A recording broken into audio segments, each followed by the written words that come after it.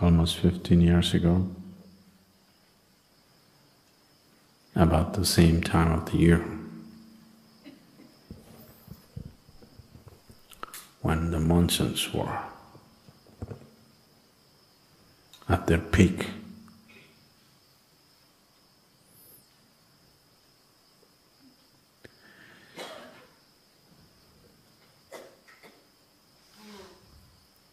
Monsoons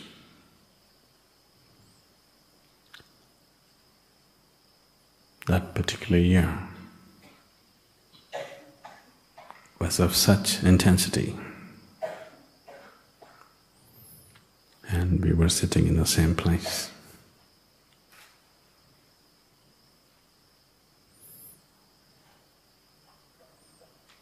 The building looks more stable.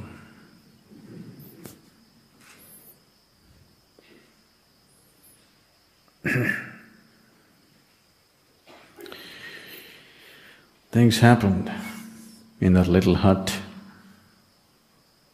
which was precariously holding itself up,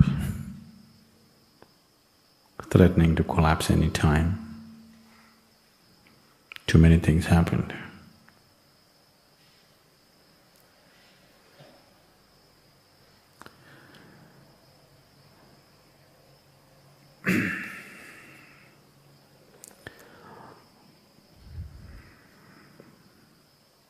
When I say too many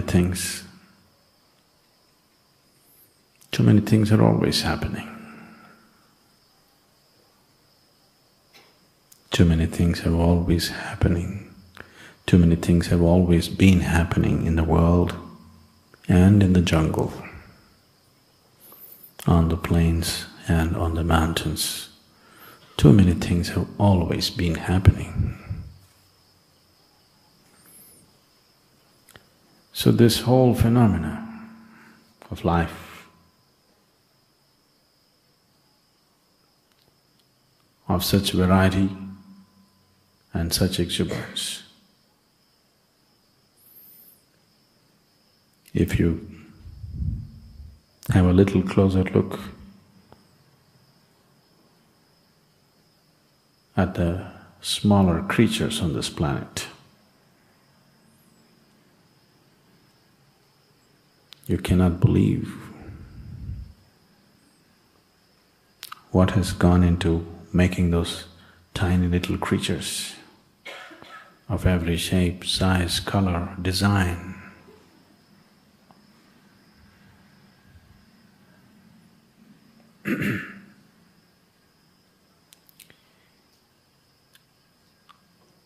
Unbelievable volume of detail.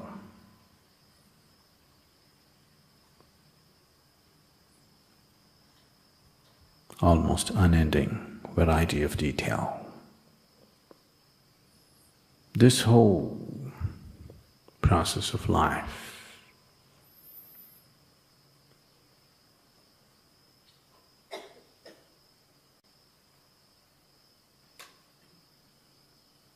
the life that you can see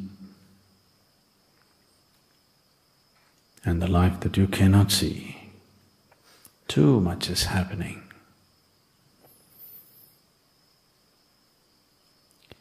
It is all happening with such precision that it looks like it's all happening by itself. The exactness with which all dimensions of cosmos are performing right now. The animate and the inanimate. It looks like they're all by themselves.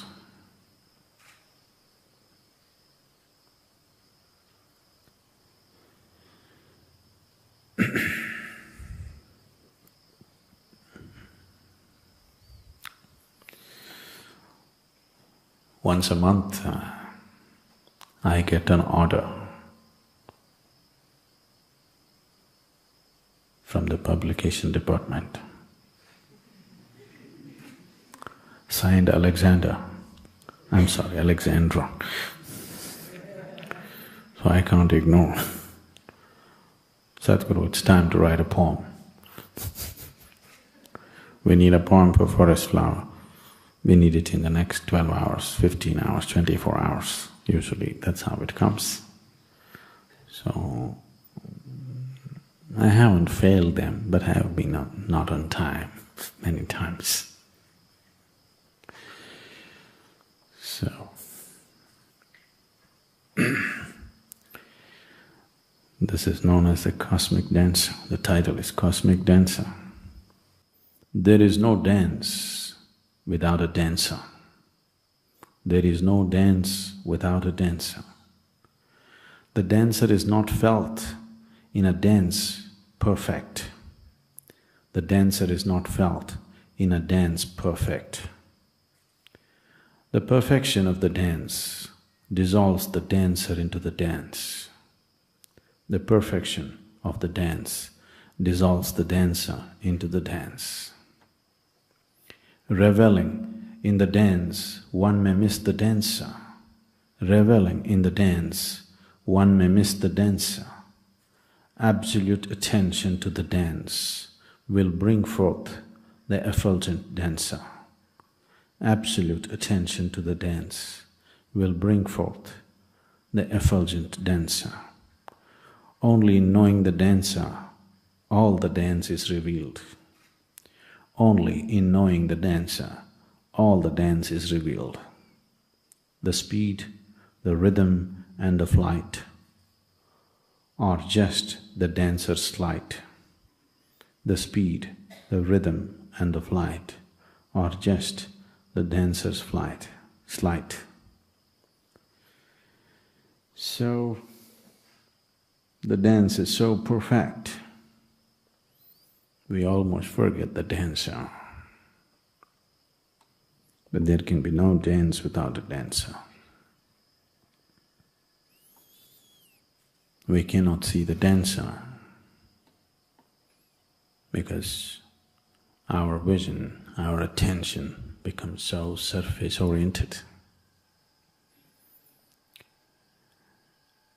To identify the dancer in the dance, either you must get immersed in the dance, that you also become the dance,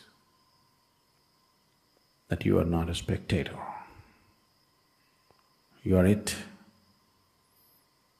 Then you know the dancer by experience, you're touched by it.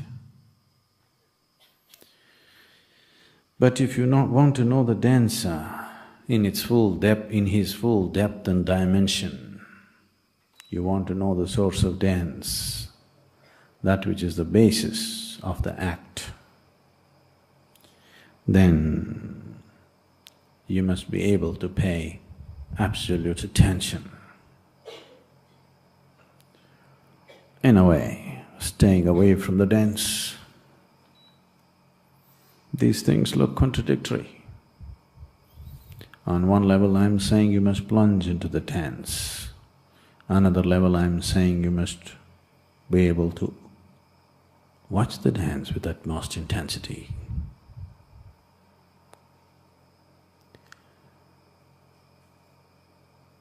This is not contradictory because you know the world is round. Nothing contradicts anything. It is just that when you look at it, fragmented, if you cut it down into pieces and look at it, everything seems to be contradictory.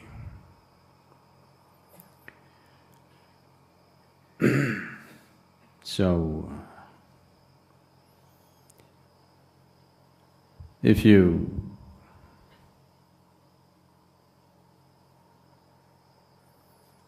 are here totally involved in the dance, totally involved in the act itself, that's one way of knowing. Or if you know how to keep away from the act, absolutely uninvolved in the act, but you're able to observe the act totally, you can decipher the difference between the act and the actor, the dance and the dancer. That is also a way of knowing it.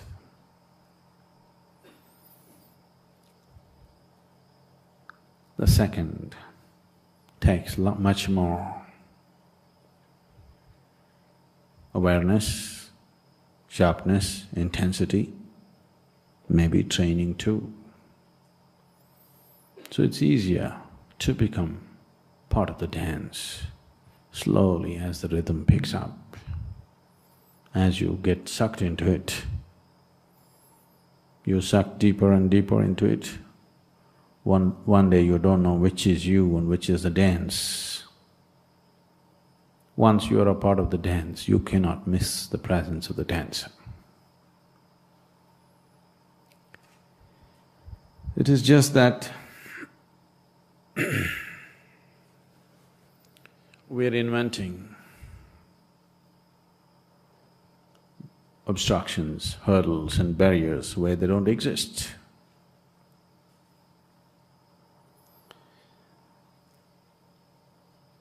Recently,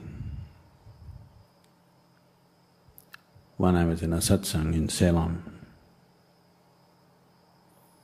someone asked, "I'm 54 years of age."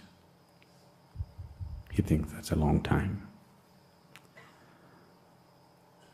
And I have seen so many spiritual teachers, but I have never been drawn to anybody like you. I'm helplessly being drawn towards you. What is it that you got? So I said, I don't have anything that you don't have. It is just that all of us were given a seed that had the possibility of boundlessness. You are a very careful man.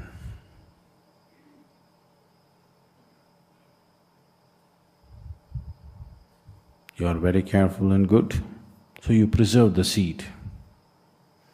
I destroyed the seed and made it into a tree.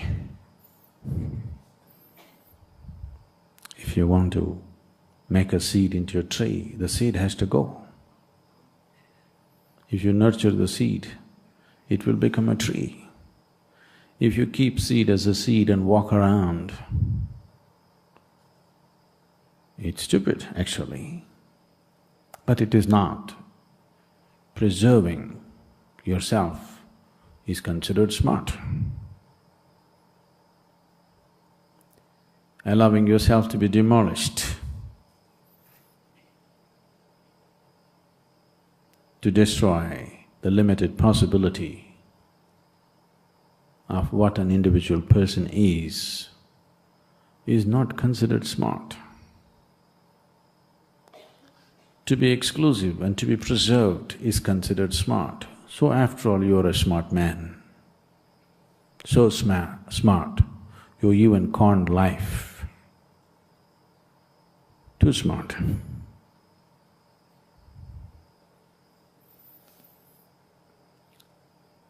On a certain day, Shankaran Pillai himself decided to visit the yoga center.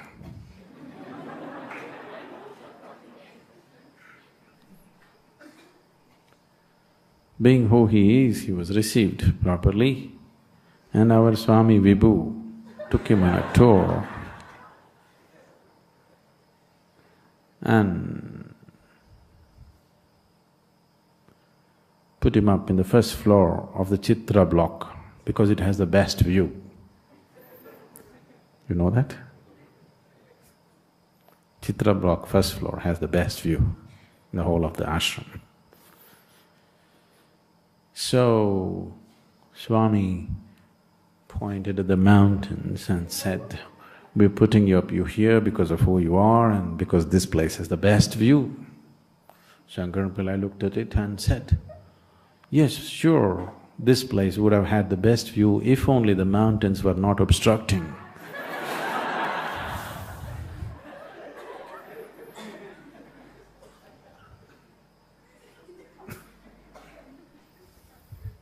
These people are doing to themselves. You don't understand, mountain is the view. You think mountain is in the way. So the spiritual process is not just about doing this or that. It is many things.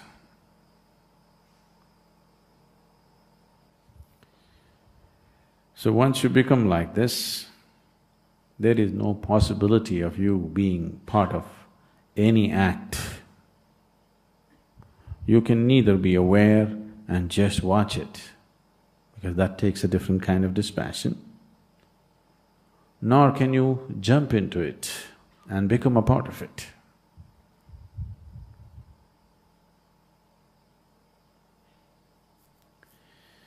Once it happened,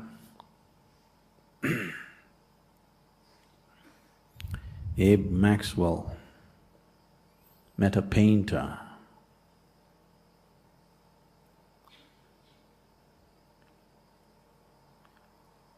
whose name was Wolkowitz,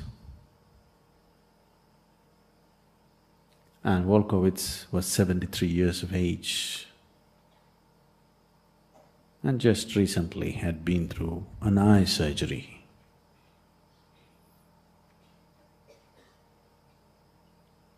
So he said, "You just been through an eye surgery. How is your vision? Is it good enough to paint? Can you continue to be a painter? Without sharp vision, this is difficult." So Wolkowitz said, "I think I can paint. In case I find my vision fails and I cannot paint, I will become a critic."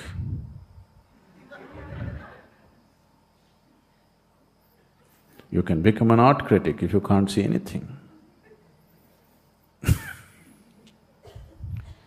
So if you become a critic, you miss the whole act.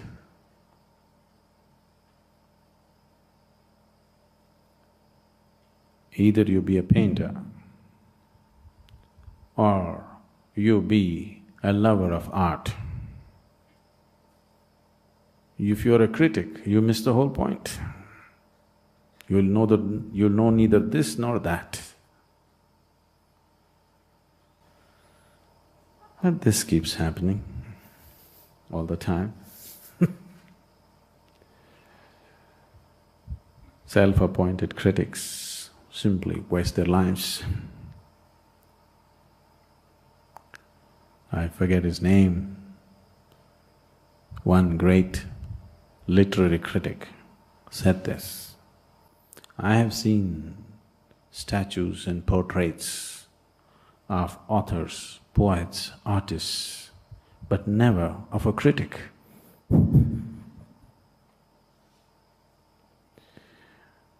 Because you're a parasite like life. You don't have a life of your own. You thrive constantly looking and feeding on somebody else's life. This will not get you anywhere. If you're seeking survival, you can be a parasite. If you're seeking liberation, you cannot be a parasite.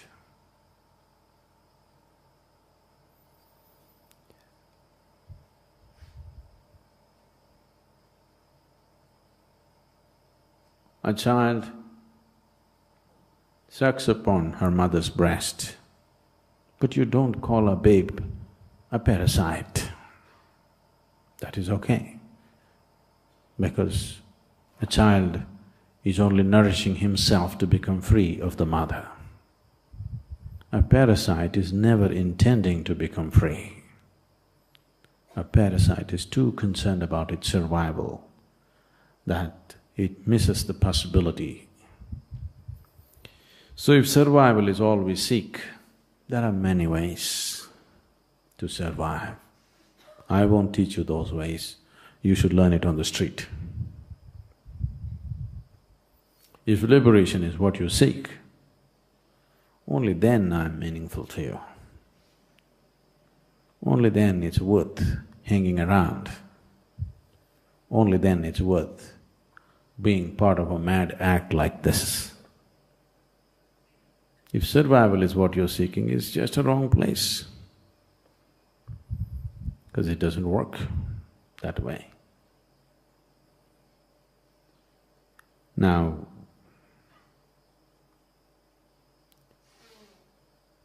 all of us have come with the same seed. But for this seed to become a tree, though every seed has come with the same possibility, between a seed and a tree, there is a journey to be made. If you want the seed to become a tree, you have to nurture it. You have to protect it. There are weeds that you have to take care of. There are too many weeds. Same silly weeds bothering humanity for 1,000,000 years.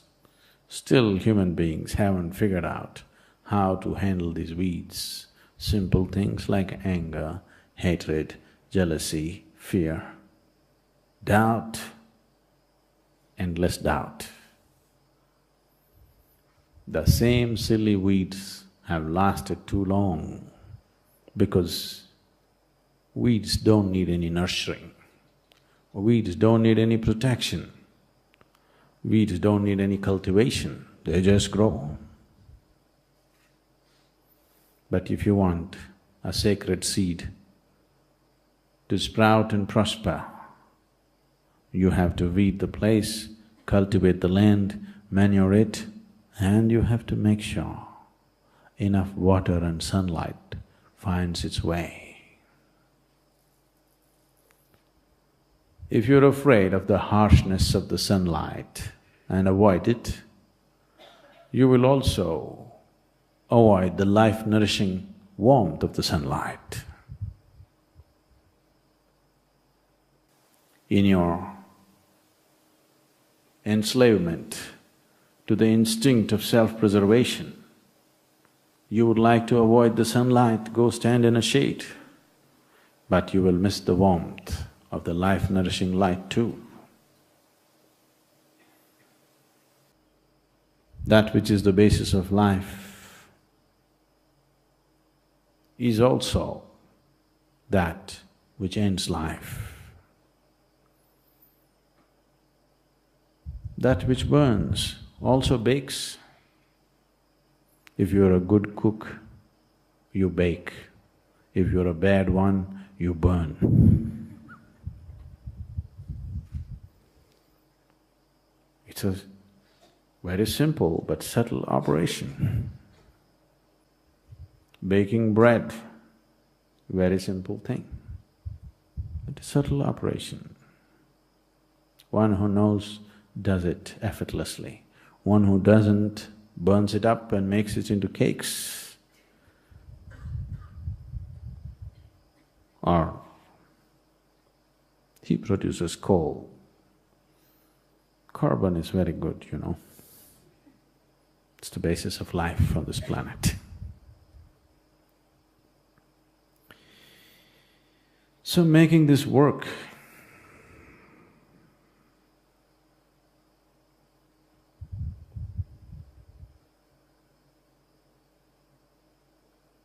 it's very simple if you give in to the whole process.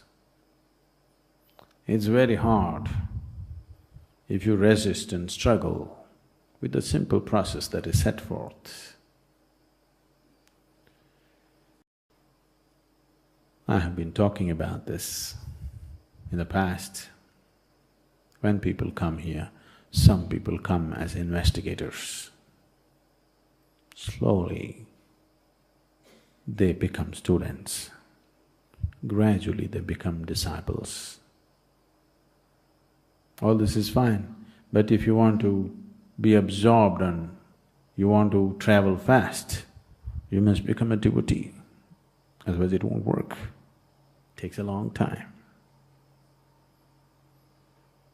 and nobody can make you a devotee. There is no teaching. There is teaching as to how to make you into a good disciple. There is teaching as to how to make you into a good student. And of course, there is training as to how to make you into a good investigator.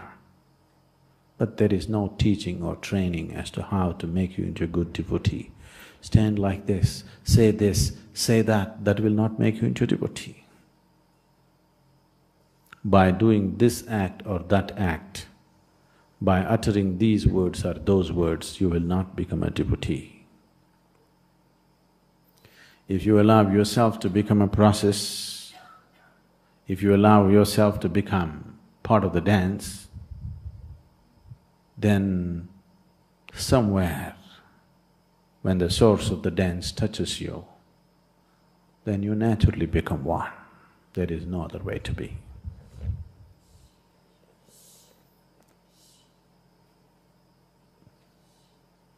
Yesterday someone was telling me,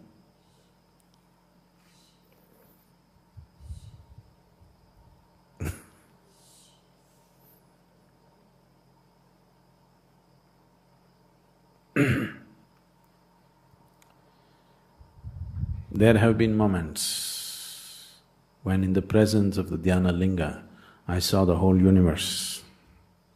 But with you, I have seen nothing.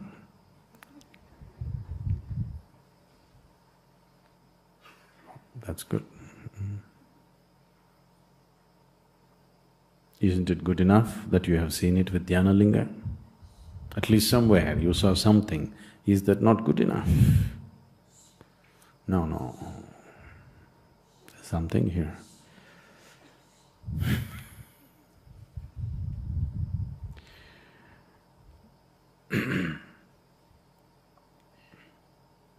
I carried dhyana linga within myself like a pregnant woman for 3 lifetimes.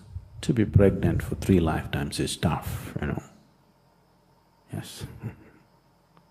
Those of you who have done it for 9 months, you know it's tough. By 9th month, you're just waiting, when is he going to be out? Being pregnant for 3 lifetimes is such a big one. It's not easy.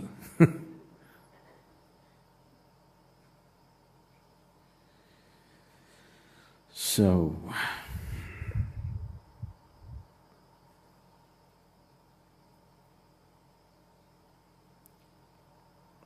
don't waste your time.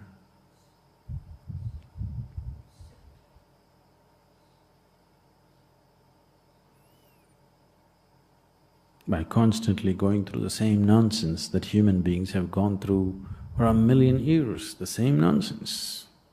It's time to do some new nonsense at least, something new. Same nonsense. This moment it is true, next moment it is not true, this moment it is great, next moment it is not great.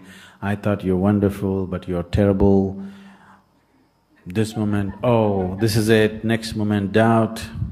Don't do this to yourself, because at least if it was some unique nonsense you were doing, it's fine. This is the same stupid nonsense people have done forever. Do something new and show me. Show me some new weeds at least. If you don't show me a fabulous crop, at least show me some new weeds. There are no new weeds, people have done it all. It's a very simple process. This damn weed growing business is a very simple process. Any fool can do it. You think you're doing it more intelligently than somebody else. There is no such thing. No, my doubt is not like that. My doubt is the same nonsense. Don't think it's more intelligent.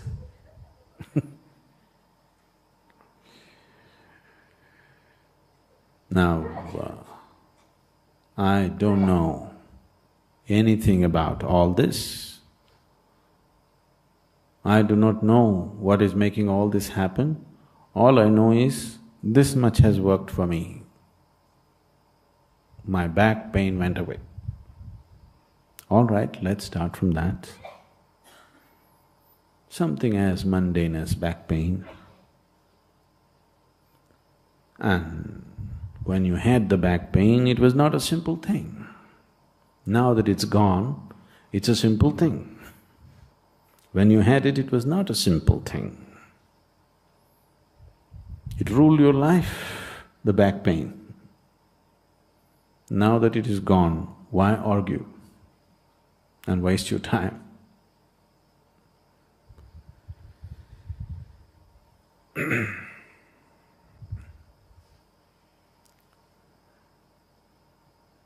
If you want to learn how to swim,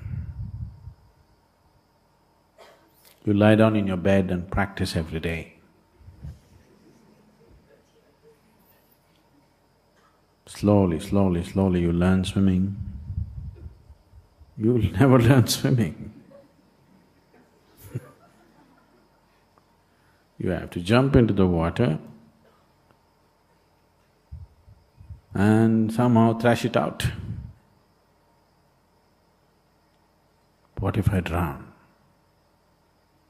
Don't you see nobody has drowned till now? Isn't that good enough proof? Don't you see the pools of water that we create? People can't drown, even if you go in, it pushes you out. And don't you see that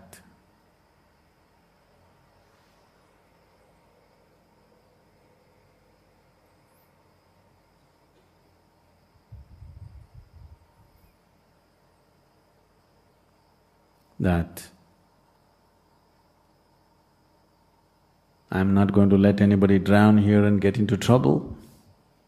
At least you trust that, if not anything else. There is no other way to swim. You have to jump into the water. No, can I hold on to a float? Can I do this? Okay, do that, take your time. But without getting into the water, how? It cannot work. So, every day, when we say sadhana, sadhana, sadhana, sadhana is not just about the practice.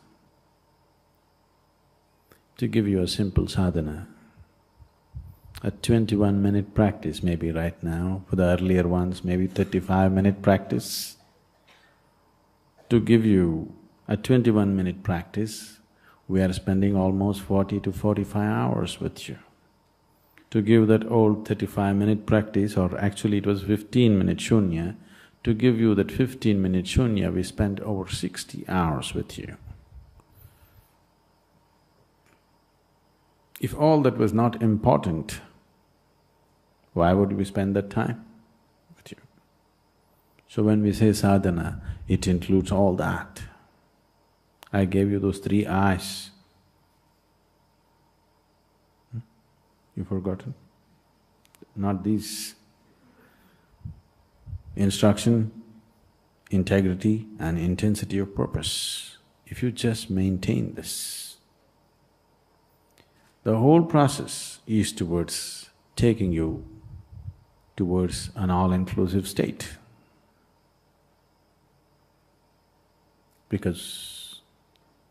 Not because that is my idea, not because that is my desire for you, because that is the nature of the Creator. And the seed of the Creator is within, and it will not rest. It will not give you a moment of rest in your life till it finds its original nature. Don't you have any hopes about knowing what peace is, knowing what bliss is, without allowing Him to have His way? Don't you have any such stupid hope? you will never know a moment of rest in your life. You will never know a moment of peace in your life. You will never know a moment of absolute ease in your life till you allow him to find his way. Otherwise, he will not let you rest, never. Sadhguru, a pupil asked, "Is it best for me, Master, to walk the straight path, or would it be better for me to choose the crooked path on which my spirit leads me?" The Master replied, "He who takes the straight path north sees the north. He who takes the straight path south sees the south. He who takes the straight path east sees the east. He who takes the straight path west sees the west. And he who walks the crooked path sees all the directions." Please comment.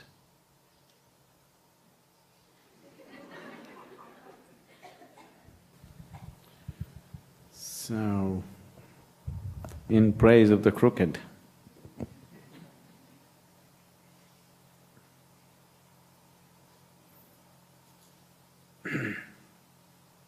there was a crooked man.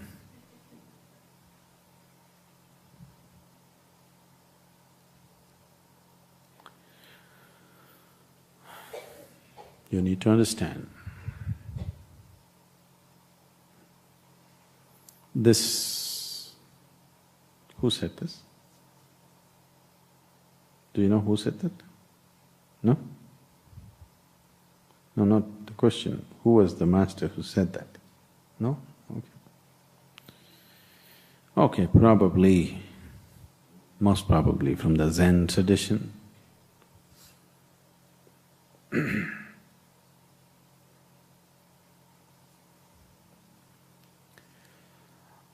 This is being said because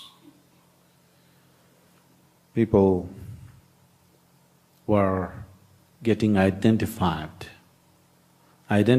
with different dogmas.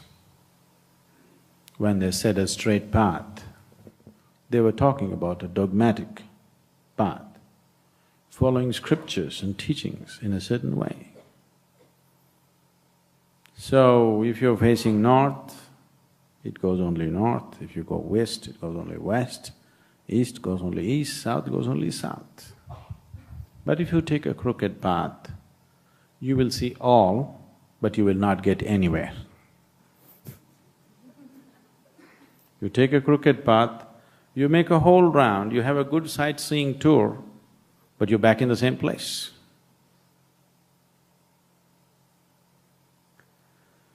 So, are you here to do sightseeing or are you here to get somewhere? That's a question.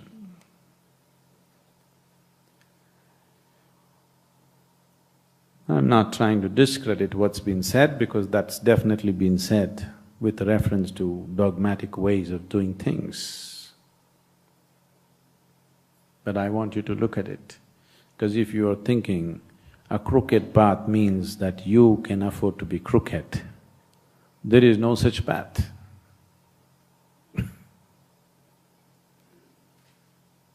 You can take a bend in the path, but you got to be straight.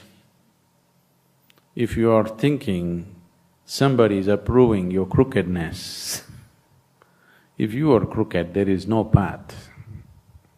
There is no such thing. If you are straight, everything is a path. There is no such thing as straight path, there is no such thing as crooked path, because the path is inward. Where is it straight? Where is it inward? If you go north, I would say you're wrong. If you go south, you're definitely wrong. If you go east, you're wrong. If you go west, you're wrong. If you go up, you're wrong. If you go down, you're wrong. Spiritual process will happen to you, not because you look up, not because you do look down, not because you look in the four different directions, but because you look inward. Inward is neither north nor south, nor east nor west, nor up nor down, because what is inward is dimensionless. That which is dimensionless can neither be approached by a straight path or a crooked path, but only by somebody who is straight within himself. Being straight within himself simply means at least you're straight with yourself. You've gotten used to bullshitting others. It's up to you. If you do it, slowly, situations will push you to your corner. In the larger societies, you can bullshit a little more, there's little more opportunity to get away with it. In a small society like this, if you bullshit two people, that day everybody knows you are a heap. And they know where to put you. Because here, gossip is an effective means of communication. Everybody knows. This person did a little bit of nonsense here and there and there, everybody knows. In the larger society, you could bullshit them a little while longer, but there also, if you bullshit too much, they'll push you to the corner. Maybe that's how you got here.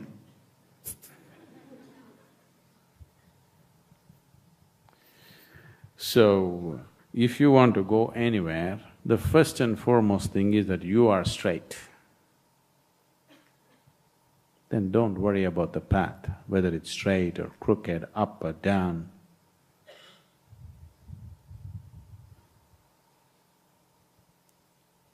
Those are all created just to make you feel little adventurous.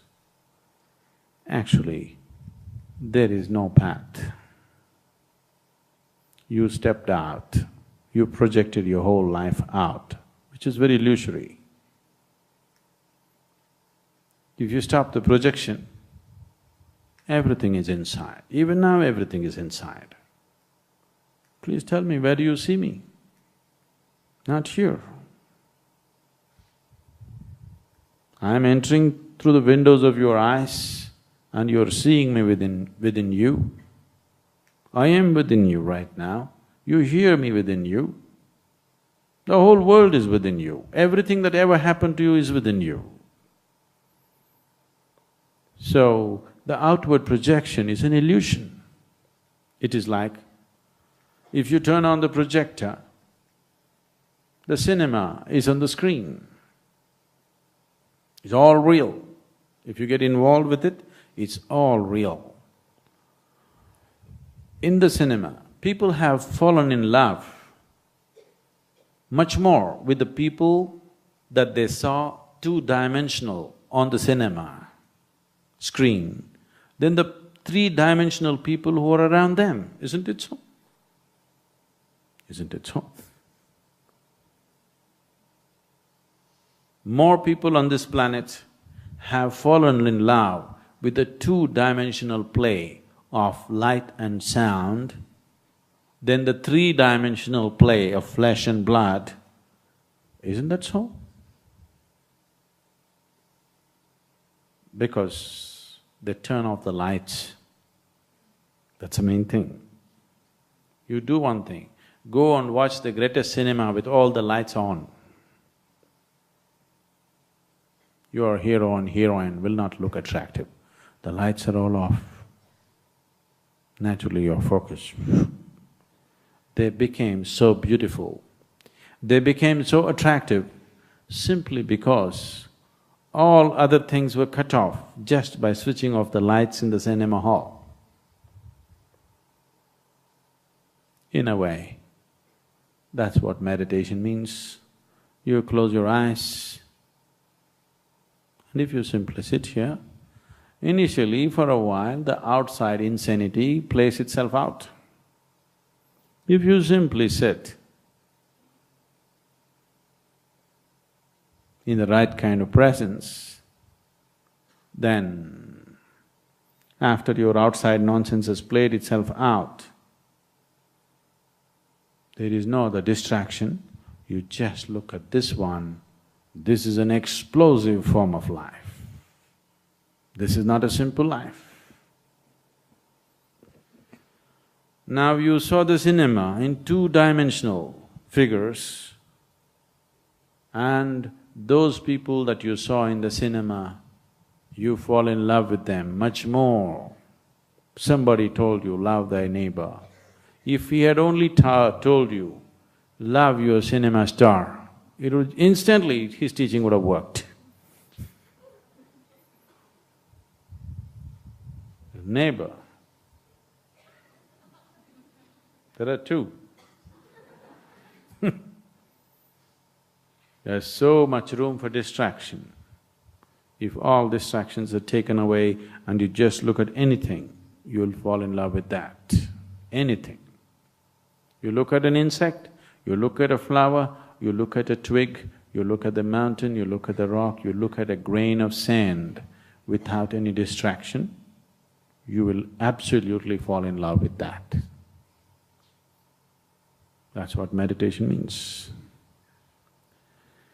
So, you don't go on a straight path, nor do you go on a crooked one. You stop doing this foolishness of doing straights and crookeds and bends. You learn to be straight with yourself. And don't try to go anywhere, just be simply here.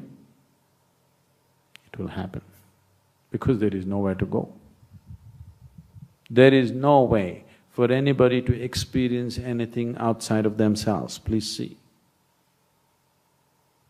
There is no way for you right now to experience anything outside of yourself.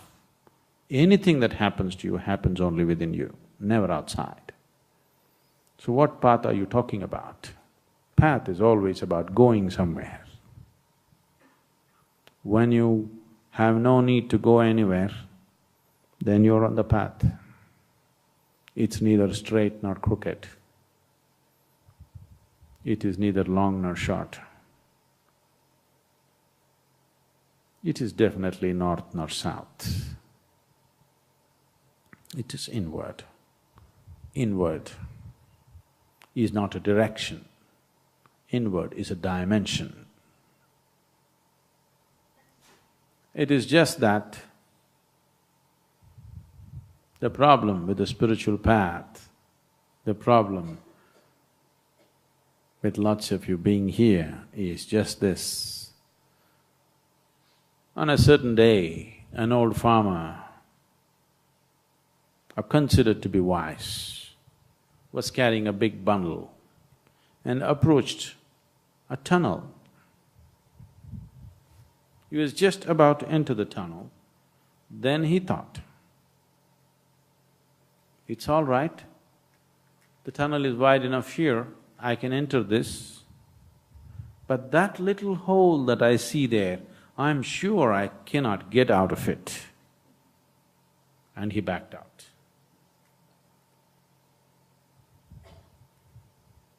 So, this is something that your mind cannot understand, because when you say a path, it's about going somewhere. Nobody understood a path as not going somewhere. Always the word path simply meant to go somewhere. There's a very common joke played in the rural areas of Karnataka. If somebody comes to the village and it is normal to ask, "Ee raste ellogutte?" That means, where does this road go? That's how the language is. So, the smart answer is, "Ee raste ille biddirutte, ellu hogalla." That means, this road will lie here itself, it doesn't go anywhere. The road never goes anywhere, it's you who has to go. So, when we utter the word path, naturally your mind thinks there is somewhere to go. There is nowhere to go. When I say nowhere to go, that does not mean stagnation. I'm talking about really know where to go. I'm not talking about where to go. Some is only this much or that much. No is limitless, isn't it? Something means a certain quantity. Nothing is not a quantity. It is another dimension which is measureless. It is another possibility which is beginningless and endless. So we are talking about nowhere to go, really nowhere to go, not somewhere. Somewhere is too small a place, it's not worth going. Nowhere is a limitless space. So if you go north, you will go somewhere. If you go south, you go somewhere. If you go east or west, you'll go somewhere. If you go around, you only go somewhere.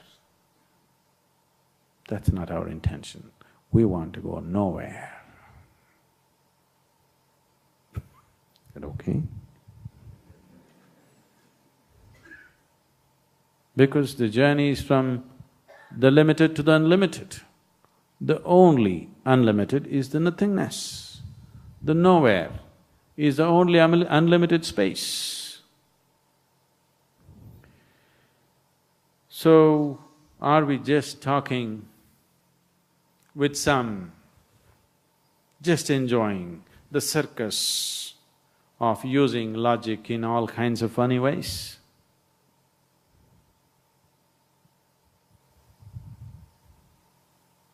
You ask the question because still your mind is in such a state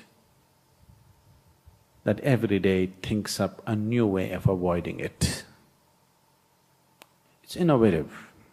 You're all very innovative, aren't you? Every day you come up with a new reason why it cannot be done.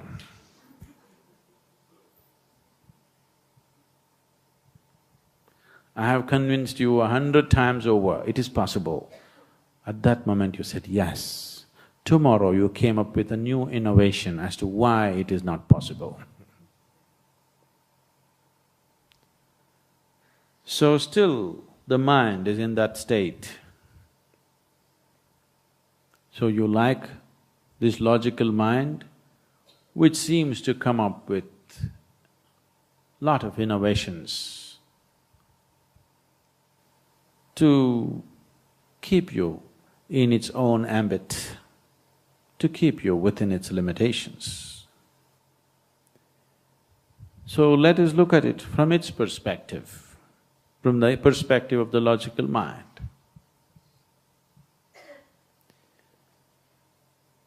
Now we understand, the logical mind also understands, the intellect understands that we exist within certain limitations. You are existing within certain limitations. And you also know you have to go beyond these limitations. Many times you have crossed some limitations and immediately you found the next range of limitations. You cross these mountains, the next range is ready. You cross that, the next one is ready. Those of you who have actively crossed, you have seen again and again there seems to be new mountains. Some of you like the same old mountains. You up and down the same thing, that's different. So the logical intellect, if you apply it with sufficient intensity, it clearly realizes that it is not the vehicle to take you beyond. So, if you do not know how to transcend the intellect, at least frustrate the intellect. Yes. You do not know how to transcend it, at least let it get frustrated, beaten. Then it lies low. When it lies low, we can do things with here. If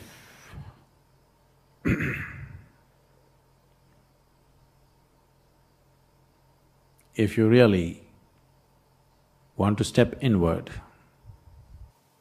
it is not that you have to kill the outward, because the outward is an illusion. There is enough scientific proof today to tell you the outward is an illusion, because everything is happening within you. If you see that everything is inward, there is nothing outward,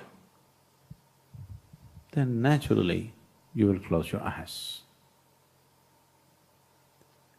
Even if you have not been initiated into anything, if you just remain with your eyes closed for long enough,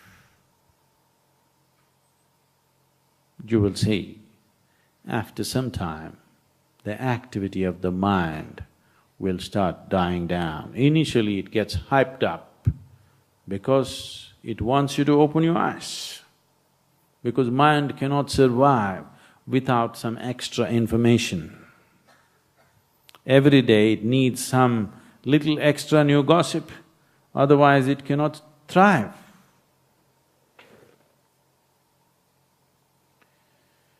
So, if you simply remain with eyes closed for long enough, you will see the intellect will just lie low. It will be like your pet dog. Be there, we don't want to kill him, we need him. But we need him when we need him. When we don't want him, we want him to just shut up and sit there. We don't want him to be all the time yelping and barking endlessly. We want him to shut up and sit. When we need him, we want to let him go. Otherwise, we want him to lie low. And he will lie low. Once your intellect lies low, if you give it enough time, then the true intelligence begins to function. What you call as an intelligence and what you call as the source of creation are not different. Once that begins to function, you're naturally a blissful being, there is no other way to be. Once you're touched by the source of creation, once you stop playing your own games, from the petty information, from the gossip that you have gathered. What you call as information is just gossip. Some people, if you don't like the people who are gathering information, you call them gossipers, otherwise you call them social scientists.